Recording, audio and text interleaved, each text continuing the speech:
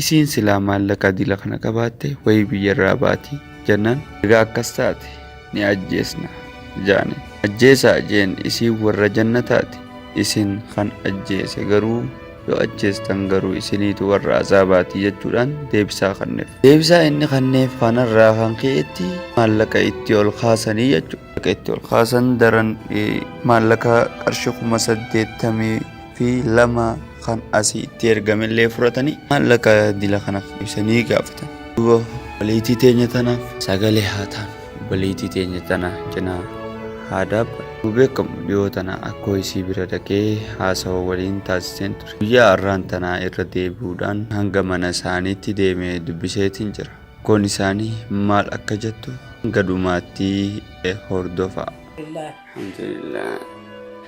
Hayyee ummi. Nagaa wayi maami. Fayyaa mee amma warri biyya Arabaattis akkaawuntii kee maxxanseetiin jira. Akkaawuntii sana irratti akkamsiin jaamme?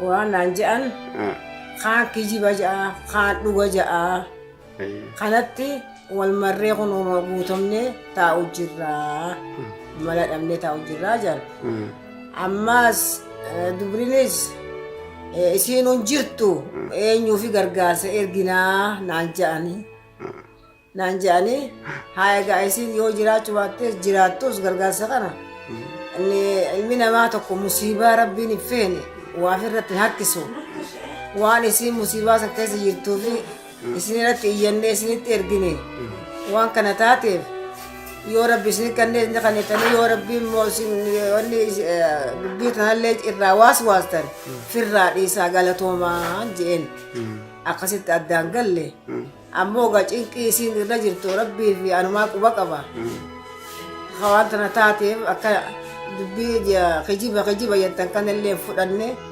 waan rabbi isinit beeku noolaan na gargaaruu qabdan bikka tanarraa illee naa baasuu qabdan rakkina isin jirtu kana nyaataa dhugaatii wallaalee halkan cufa hirriba qabu waan keessa jiru qabu. Eesuma.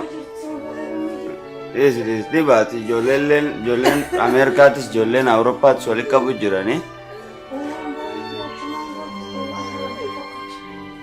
Eesuma.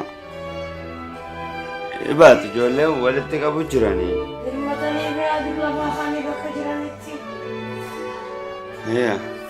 Inshaallah ijoolleen Awurooppaattis walitti qabdee jirti. Ameerikaattis hanga doolaara 4,000 fi wayii takka walitti qabanii jiranii.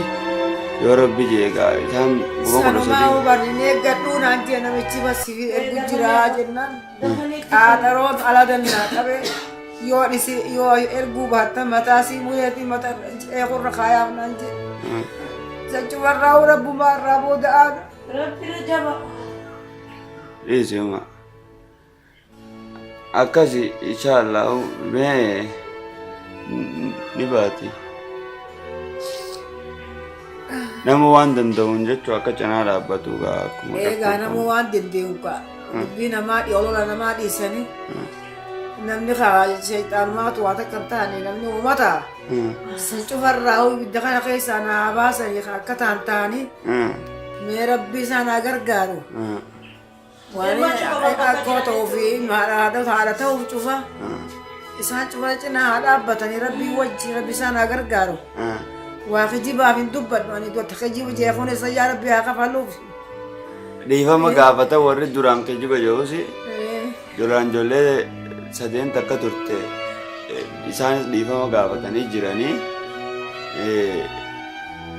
rabbumarra dhiifna rabbumarra dhiifna waan galee nutti gaa musiibaa tana natti neegini ana gargaaranii Ameerikaa jiru Angga guyyaa meeqaa qabnee jaan alanni kaammaas deemu kana. Kana naa qabe. Kana naa qabe egaa eenyuutu naarraa fuudha biqaadha namicha akka ajaa'ibaati. Amma sila meeha warri akkaawuntii irratti ergine jiru warri biyya Arabaa hangam takka ergine jaan gamma. Walla ani waan kana ta'an taateen beeku kan eeguu jaan kuma afurii fi maarii immoo jaan michini. Beeku an addaan kana. Ilaallah. Alhamdulillah. Akkasitti mee boodarra waan dhaammatti qabda. Waan qabu anne gumaan dhaammadha isaanumatti ni maanaa kan rabbii wajji. rabbi isaan biraa dhaabbatu takkallee waan dhageen gannaqanii ibidda kana keessaa na baasanii rabbi sajaa deebisuuf hanganumaan qaba yaayyoo.